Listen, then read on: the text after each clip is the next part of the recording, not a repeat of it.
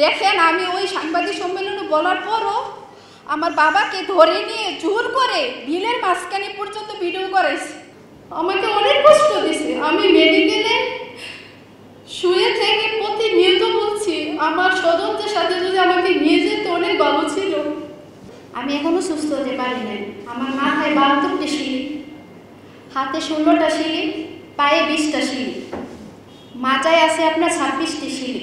উপদেষ্টা আসিফের বাবা বিল্লাল মাস্টারকে গ্রেফতার করা, ওনাকে গ্রেফতার হোক, সব কিছু বেরিয়ে যাবে। 7টা বাচ্চা এতিম হয়েছে, সবগুলো আমার উপরে নির্ভরশীল। আমার আজকে তেমন কিছু বলার নেই। আমি আইসিইউতে ছিলাম 14 দিন। আইসিইউ থেকে বের হয়ে আমি একটা সাংবাদিক সম্মেলন করেছিলাম। এরপর আমাদের উপর যে পরিমাণ চাপ সৃষ্টি হয়েছে, আমি কিন্তু ওই সম্মেলনে বলেছিলাম যে আজকে সাংবাদিক সম্মেলন করার পর হয়তো আমাদের উপর চাপ সৃষ্টি হতে পারে। এটা আমি আজকে তুলে ধরার জন্য এখানে আসি। প্রথমত হচ্ছে মামলার আয়ু যে আমার বোনের রিক্তা বাদী, ওর যে বক্তব্যটা তুলে ধরেছেন শাহ আলম চেয়ারম্যানের, উনি কিন্তু পুরাটা রেকর্ড দেয়নি, উনি কিছু কাট করে তারপরে দিয়েছেন। তো যার কারণে এটা মিস্টেক হয়ে গেছে।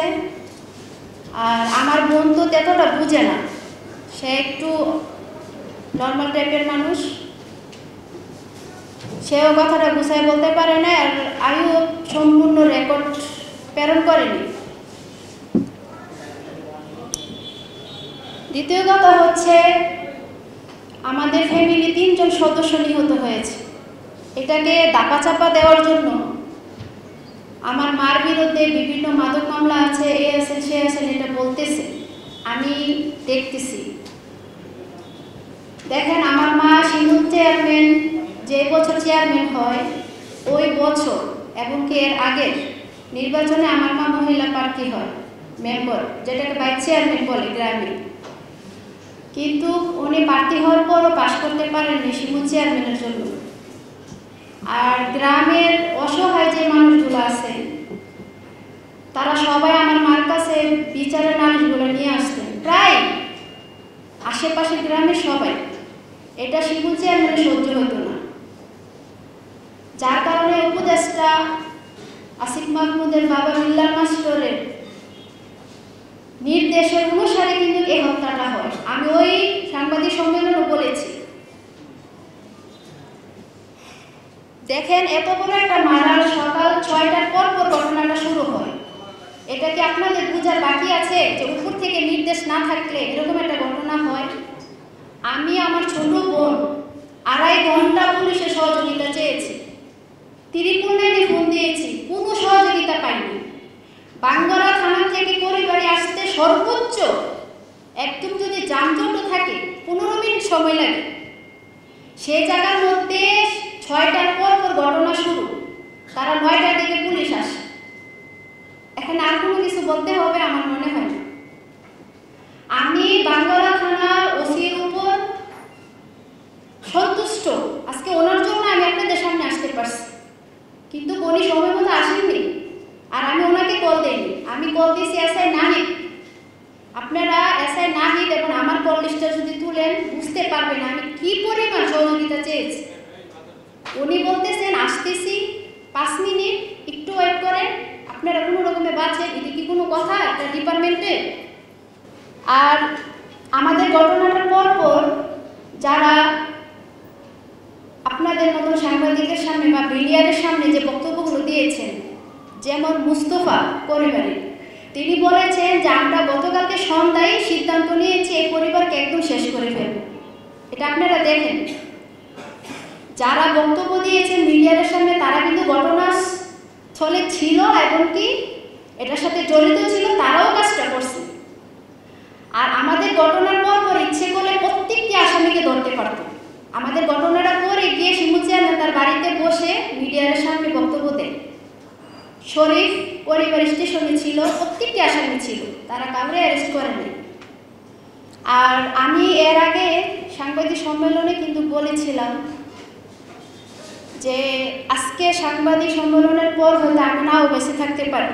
আমি আজকেও বলতেছি, যদি আমি এখনো মেডিকেলে আওতাও দিন আছি, আমি এখনো সুস্থ হতে পারি না। আমার মাথায় 72টি সিঁড়ি, হাতে 16টা সিঁড়ি, পায়ে 20টা সিঁড়ি, মাজায় আছে আপনার 26টি সিঁড়ি। আমার অঙ্গটা বিধ্বস্ত করে দিছে। আমি মনের সাহস আপনাদের সামনে আসছি। আমি বাসায় বুঝাতে পারবো না আমি কতটা যুদ্ধ করে বেঁচে আছি। আমাকে অনেক কষ্ট দিছে। আমি মেডিকেলে শুয়ে থেকে প্রতিনিয়ত বলছি, আমার স্বজনদের সাথে যদি আমাকে নিয়ে যেত অনেক ভালো ছিল। বিশ্বাস করেন, এত নির্মমভাবে কেউ কাউরে মারে না। আমাকে যখন আঘাত করে আমি দৌড়াচ্ছি আর আমাকে রামদাদি কুবাইতেছে, আমার কিছু বলার ভাষা নেই। বাংলাদেশে কোনো বিচার নেই, আমি কোনো বিচার পাইতেছি না।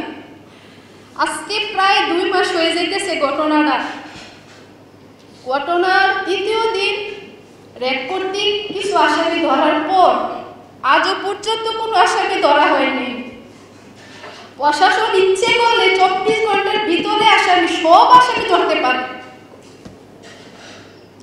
আমার মা বিএনপি করতেন, যার জন্য ওই আমলে উনি একজন মহিলা, ওনাকে ইচ্ছে করলে ধর্ষণ মামলা দিতে পারবে না, মার্ডার মামলা দিতে পারবে না, অস্ত্র মামলা দিতে পারবে না।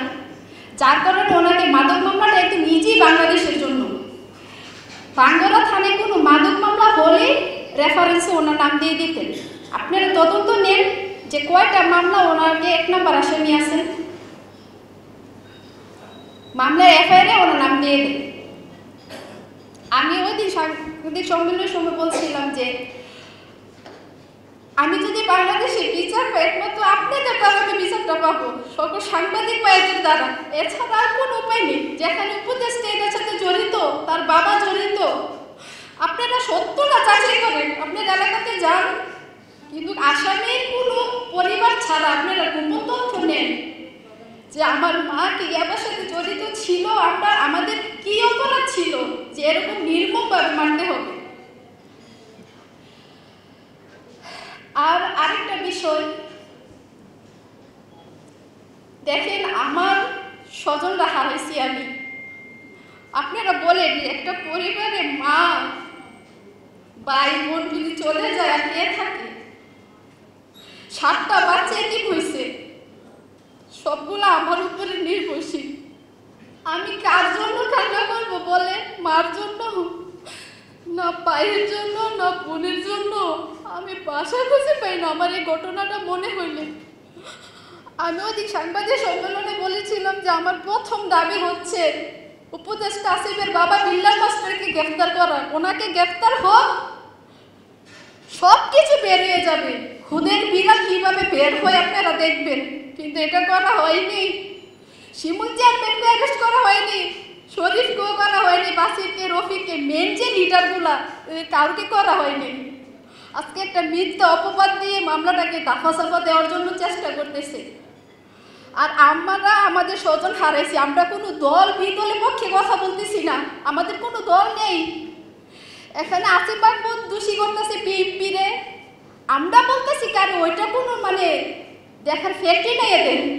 আমরা কি কোনো দল বিদলের পক্ষে কথা বলতেছি? যারা এটার সাথে জড়িত কোনো মেন আসামি এখন পর্যন্ত অ্যারেস্ট হয় নাই।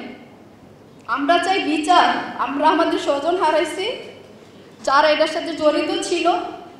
সিসি ক্যামেরায় ফুটেজ কিছু আছে, কিছু বাড়ির পশ্চিম পাশ দিয়ে ঢুকছিল। আমাদের মার্কেটের দক্ষিণ পাশে আমার কাকার মার্কেট, ওই মার্কেটে কোনো সিসি ক্যামেরা ছিল না, ওই দিক দিয়ে ঢুকছে। আপনারা এটা তদন্ত করেন। এখানে কেউ কাউকে দোষ দিয়ে কোনো লাভ নেই। আর দেখেন, আমি ওই সাংবাদিক সম্মেলনে বলার পরও আমার বাবাকে ধরে নিয়ে জোর করে বিলের মাঝখানে পর্যন্ত ভিডিও করেছে। আমি কিন্তু জানি, আমি বুঝতে পারছি এরকম একটা কিছু হবে, এটাই হয়েছে।